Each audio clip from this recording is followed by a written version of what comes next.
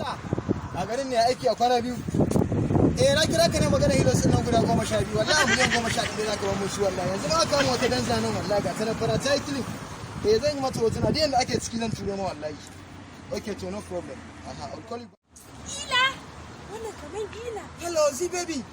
2 days. Bari dai in ƙara so. Kin baro Dubai din kenan. Wallahi jiya na dawo daga Abuja wai ina dan cin zafi. Wallahi Allah.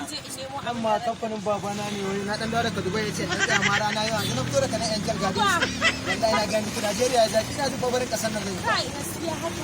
America nake son. Wallahi America ma nake son koma. Ka ba ni ma son je aikin kwata. Yalla fa. Haka ne. Ya kamata samu nan gobe a wannan. To gashi. Okay, to no problem. I'll call you back. Okay. What?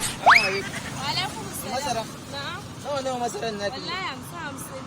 To da Allah wannan kine ya sa su. Wallahi. Allah ki san jama mun su wannan kin abu ne stick san bari nan jira a cikin Allah. Allah ki sauri da Allah. What? Gaskiya garin ne a cikin wallahi ga shi ba kasuwa wallahi. Na ga gade. Ka samu kenan. Labai 2000 ne gaskiya ne ba ya rage mata. Wallahi 2000 ne las. Wannan yar kwata ne. Tsari ce labai wallahi. Ba wallahi kan ke do sai mun ke san samu ya. Ne yan garin Adida ka gani. Yalla ba sai zan baka dalla guda idan ka dalla wanka zan baka. Sai wanke za ka kawo wallahi. Wanka din ka na saida.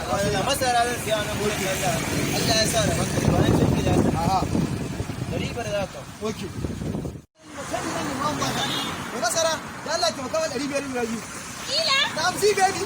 Yace ana. America kenan? Wallahi ta kwaɗe wannan. Inna lillahi wa wallahi ba ina bane wannan suna na kike.